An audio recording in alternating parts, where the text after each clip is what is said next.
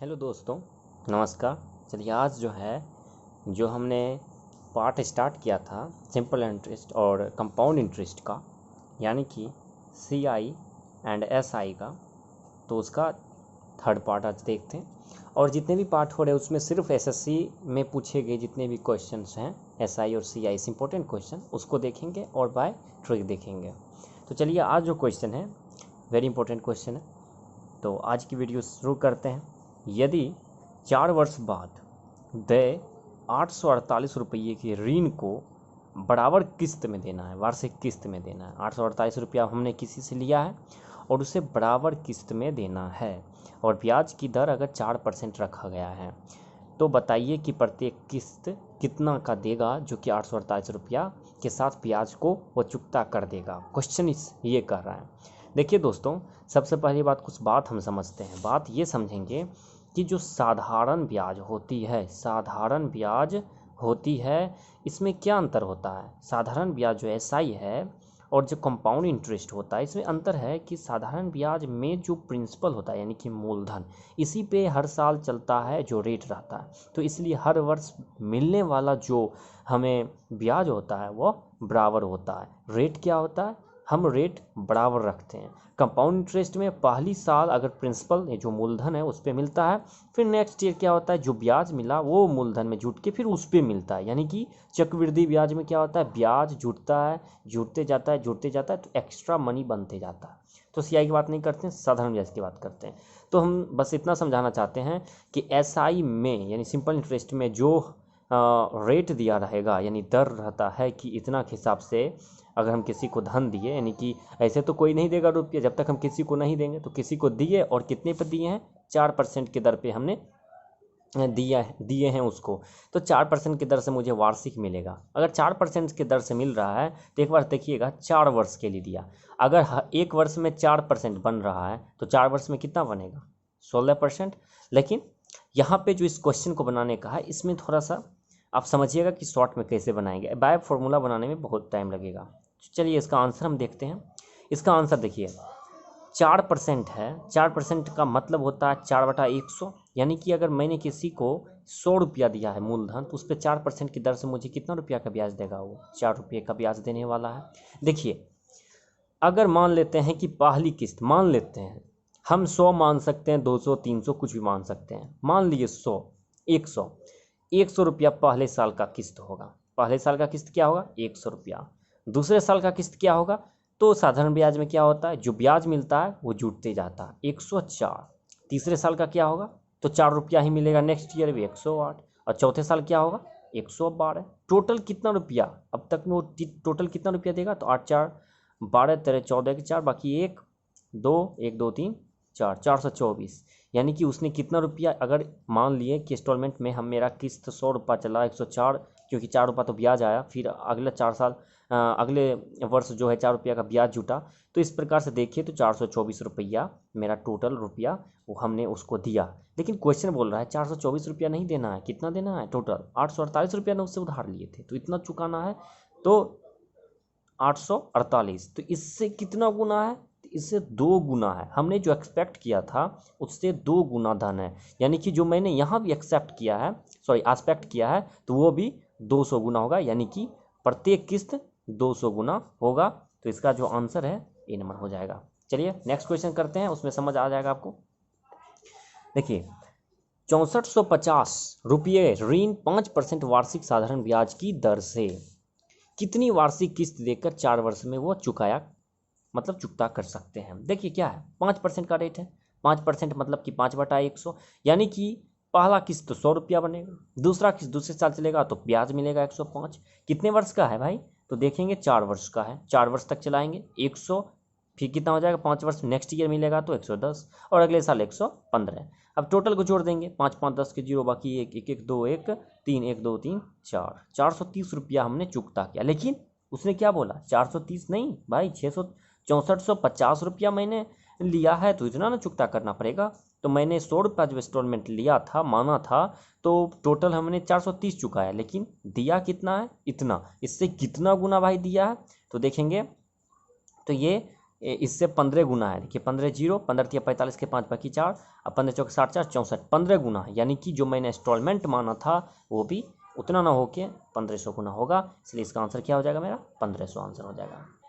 समझ आ गया। चलिए नेक्स्ट क्वेश्चन फटाफट से देखते हैं।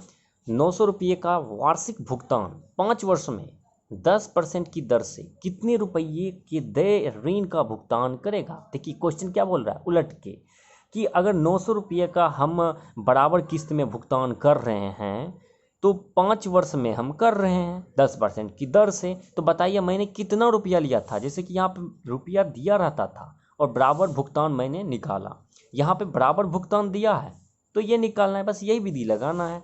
10% की दर से बोल रहा है यानी 10/100।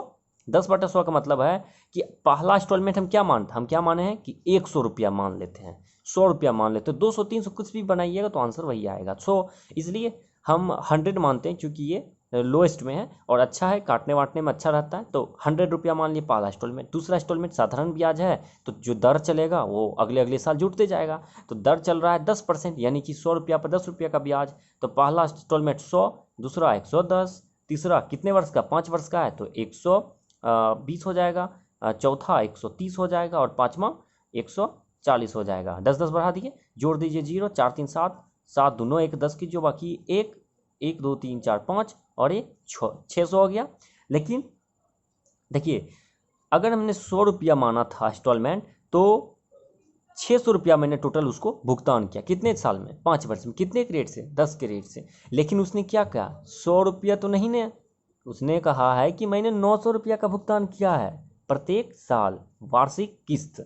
तो हमने जो माना है उससे कितना गुना ये है 9 गुना। ये जो है इससे कितना गुना है 9 गुना है। तो जो मैंने भुगतान किया है वो उतना ना हो कि वो भी 9 गुना होगा यानी 5400 रुपया। मतलब कि मैंने उससे 5400 रुपया उधार लिया था जिसका वार्षिक भुगतान हमने किया है 900 करके। ठीक, यहाँ आंसर हो जाएगा इसका 5400। चलिए नेक्स्ट क्वेश्चन फटाफट से देख लेते हैं। तो किसी धन का साधारण ब्याज मूलधन का 16/25 है। अच्छा एक बात बताइए जैसे कि 16/25 बोल दिया है, इसका मतलब है कि ये जो है मूलधन है और इसका 16 इस पे 25 भाग पे 16 रुपया मुझे क्या मिलता है ब्याज मिलता है। जैसे मान लीजिए 20 लीटर मेरे पास दूध है, बोलेंगे कि 20 का 1/5 भाग क्या है 20 लीटर मिश्रण है, बोलेंगे 1/5 भाग क्या है मेरे पास मिल्क है। तो 5 चौके 20 कितना भाग हो गया 4 लीटर हो गया। हम जो बोले कि दूध मिश्रण का 1/5 भाग, मतलब क्या कि मिश्रण अगर 5 होगा तो उसका 1 भाग क्या होगा दूध होगा। मिश्रण 5 नहीं, मिश्रण कितना माने थे 20, इसे कितना गुना 4। तो जो दूध है 1 वो भी उतना ना हो कि 4 गुना होगा यानी 4। समझाने का मतलब ये है कि फ्रैक्शंस को देख के आप समझिए। जब किसी में का लग के रहेगा कि इतना का ये प्रॉफिट विक्रय मूल्य का इतना प्रॉफिट क्रय मूल्य का इतना प्रॉफिट, जो का रहता है जो फ्रैक्शन रहता है, ये फ्रैक्शन का जो नीचे वाला वैल्यू होता है वो टोटल होता है। वो टोटल में इतना वो इंडिकेट करता ही है। अगर हम बोल देते हैं कि मेरे पास जो दर चल रहा है वो 20% से चल रहा है, 20% का मतलब 20/100, 20/2500 यानी 1/5। यानी क्या कि जो धन है मेरे पास 5 उस पर 1 रुपया का ब्याज मिल रहा है। बस वही चीज़ कहा है कि ब्याज जो है मूलधन का 16/25 है। मतलब क्या मूलधन अगर 25 है, क्या मूलधन प्रिंसिपल अगर 25 है तो सिंपल इंटरेस्ट उस पर कितना मिल रहा है 16। अब जानते हैं फॉर्मूला हम जानते हैं कि PRT 100 होता है साधारण ब्याज निकालने का फॉर्मूला, और साधारण ब्याज मेरा कितना है 16।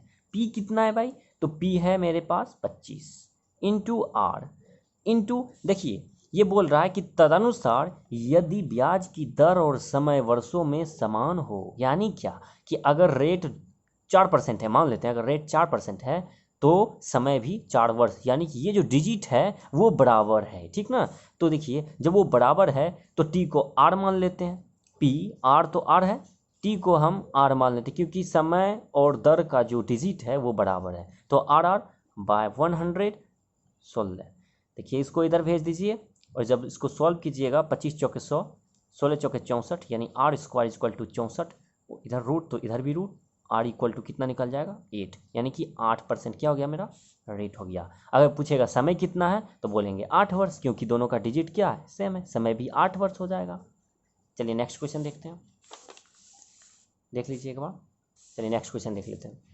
यदि किसी धन पर 4 वर्ष के लिए लगा साधारण ब्याज मूलधन से इतना रुपया कम है, देखिए इसमें क्या अंतर, कोई अंतर नहीं है। और हम आपको क्या बताए थे कि जो रेट होता है मूलधन साधारण ब्याज का रेट होता है वो समय से गुना कीजिए तो ओवरऑल रेट निकल के आ जाता है।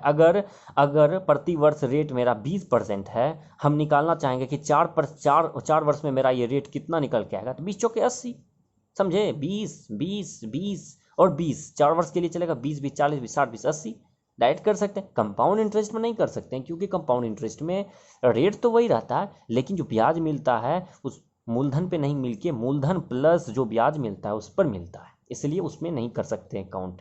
साधारण ब्याज सिंपल इंटरेस्ट, इसमें जो दर रहता है उसको समय के साथ गुना कीजिए, आंसर आ जाएगा। तो देखिए 4 वर्ष यानी समय कितना है 4 वर्ष, रेट कितना है 50/3%, और जो CI और SI है, CI माइनस SI, इस दोनों में अंतर कितना का है भाई, तो 2200 का है। कितना का है 2200 का है। एक बात बताइए हमको, 4 वर्ष में इतना का रेट है तो ओवरऑल ये प्रति वर्ष जो रेट दिया रहता है वो प्रति वर्ष की दर से रहता है, 1 वर्ष का रहता है। तो 50/3%, मैंने बोला था परसेंट तोड़िए सबसे पहले, 50 दूनी 6 यानी 1/6, जब हम मैंने परसेंट तोड़ा तो 1/6 निकल के आया। इसका मतलब है कि अगर मैंने किसी को 6 रुपया धन दिया तो उस पर उसने इतना के रेट से मुझे 1 रुपये का ब्याज देगा, यानी कि अगले साल वो मुझे 7 रुपया देगा। और यहाँ पर बात हो रही है 4 साल की, तो अगर 1 साल में मुझे देखिए 6 रुपये दिए थे और 7 रुपया उसने 1 साल में लौटा के दिया, कितने का ब्याज दिया, वो 1 रुपये का मेरा ब्याज जुटा। और ऐसा जो है ये 4 साल के लिए चला है। तो आप ही बताइए कि वो 1 रुपये का ब्याज पर साल चल रहा है तो 4 साल में चलेगा 4 रुपया, यानी कि 4 रुपये का मेरा ब्याज हो जाएगा। और तब कितना बन जाएगा, ये टोटल मूलधन मेरा 10 का बन जाएगा। देखिए तो ये जो है 6 रुपया मेरा मूलधन है, 4 रुपया मेरा ब्याज बना। तो 6 और 4 में कितने का डिफरेंस है, 6 और 4 में कितने का डिफरेंस है, 2 का। लेकिन क्वेश्चन बोल रहा है कि साधारण ब्याज मूलधन से 2200 रुपये कम है, जबकि साधारण ब्याज ये है 4 वर्ष का, और मूलधन ये है, कितना कम है, 2 कम है। मैंने जो निकाला है वो 2 कम है, लेकिन क्वेश्चन कर रहा है नहीं 2200 कम है, यानी कि मेरे से कितना ज़्यादा, एक्सपेक्टेशन से कितना ज़्यादा बढ़ के आया है, तो 1100 ज़्यादा।